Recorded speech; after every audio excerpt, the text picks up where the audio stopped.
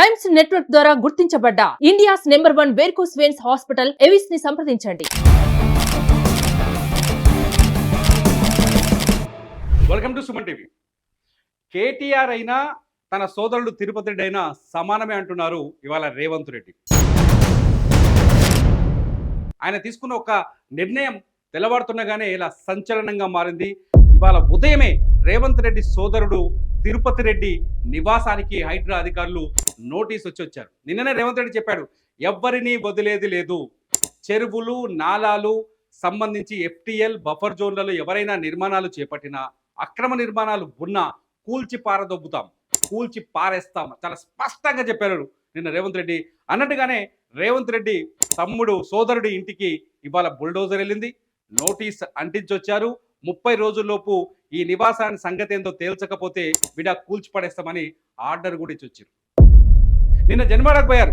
నిన్న ఏదైతే కేటీఆర్ లీజుకు తీసుకున్నాను తన మిత్రుడు ప్రదీప్ రెడ్డి దగ్గర అని చెప్తున్నారో ఫామ్ హౌస్, జన్వాడ ఫామ్ హౌస్కి వెళ్ళి వచ్చారు. నిన్న జన్వాడ ఫామ్ హౌస్కి వెళ్ళి రావడంతోనే బీఆర్ఎస్ శ్రేణులంతా ఒక్కసారిగా రేవంత్ రెడ్డిపై విరుచుకుపడ్డాయి.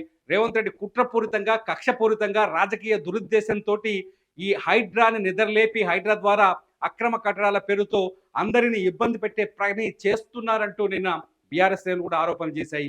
బీఆర్ఎస్ సంబంధించిన అనేక నాయకులకు నిన్న నోటీసులు ఇచ్చారు. నిన్న మాజీ మంత్రి మల్లారెడ్డి ఉన్నాడు, మల్లారెడ్డికి ఇచ్చారు, మల్లారెడ్డి అల్లుడికి ఇచ్చారు, రాజశేఖర రెడ్డికి నోటీసులు ఇస్తూ వస్తున్నారు. ఇటు ఓల్డ్ సిటీకి వచ్చేసరికి అసదుద్దీన్ ఓవైసీ ఫాతిమా కాలేజీకి ఇచ్చారు. ఇవాళ రేవంత్ రెడ్డి తమ్ముడికి కూడా ఇచ్చారు. మంత్రి పొంగులేటి శ్రీనివాసరెడ్డికి సంబంధించిన ఫామ్ హౌస్ ఉందని చెప్తున్నారు, దాన్ని కూడా నోటీస్ ఇస్తామని చెప్తున్నారు. మొత్తంగా హైదరాబాదులో ఉన్న గతంలో ఆక్యుపై అయిన చెరువులన్నింటిపైన దృష్టి సారించారు. చాలా స్పష్టంగా చెప్తున్నారు రేవంత్ రెడ్డి, హైదరాబాదులో చెరువుల్ని కాపాడలేకపోతే మహానగరానికి మహా కష్టం, మహా దుఃఖం వస్తుందని చెప్తున్నారు. ఇవాళ తిరుపతి రెడ్డి ఒకవేళ రేవంత్ రెడ్డి నిజంగానే స్వార్థంతో నిర్ణయం తీసుకుంటే తిరుపతి రెడ్డి నివాసం ఉంటున్న ఇంటికి ఎందుకు నోటీసులు ఇస్తారు?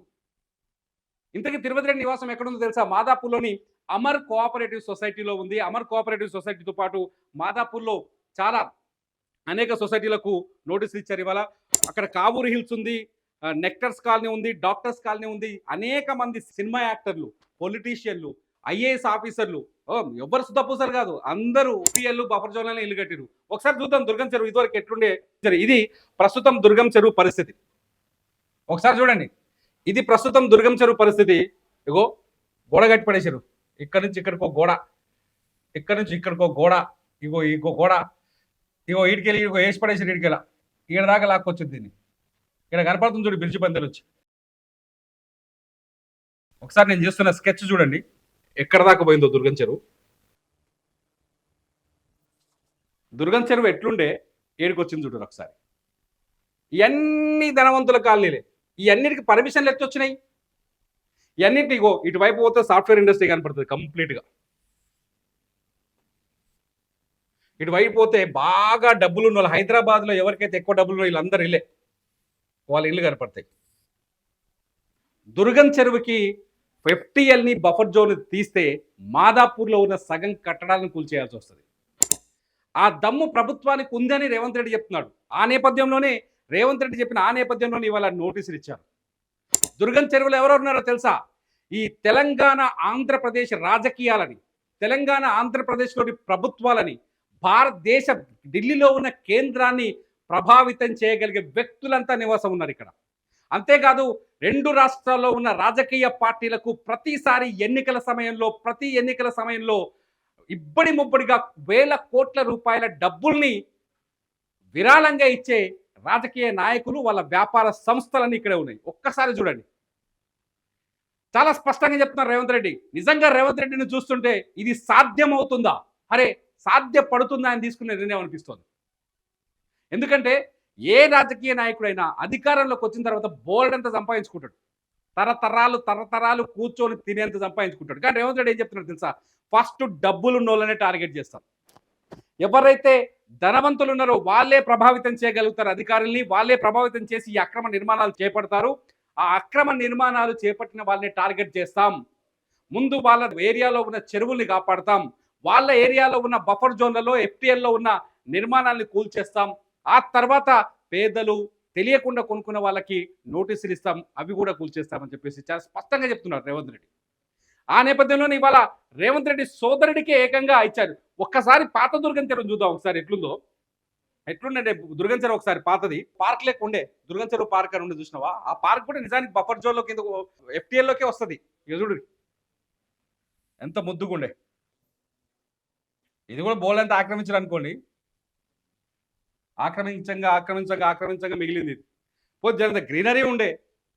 ఈ దుర్గం చెరువులకి మీరు బాగా అబ్జర్వ్ చేసి చూడండి. ఈ దుర్గం చెరువు చూడండి, ఇటు పోతే ఇనార్బిట్ మాల్ ఉంటుంది. ఇనార్బిట్ మాల్ గడ్డ మీద కట్టిరు.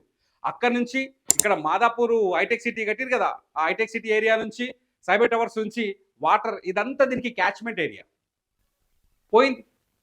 ఇలా మొత్తం బంగ్లాలు, కాస్ట్లీ బంగ్లాలు, విల్లాలు, కాలనీలు, కోటీశ్వరులు, 2 తెలుగు రాష్ట్రాల్లో ఉన్న కోటీశ్వరులంతా ఇక్కడనే మోపైరు వచ్చి ఈ ఏరియాలోనే ఇల్లు కట్టుకొని ఇవాళ లక్షల కోట్ల వ్యాపారాలు కూడా చేస్తున్నారు.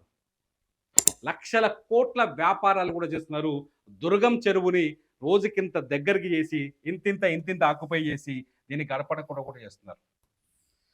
నాకు తెలిసి మన పిల్లలు చూస్తారేమో కానీ మన తర్వాత వాళ్ళ పిల్లలైతే దుర్గం చెరువును చూడని మర్చిపోతారు. దుర్గం చెరువు అని ఒక బోర్డు పెట్టి దాన్ని ఒక కాలనీ పేరు మార్చేస్తారు.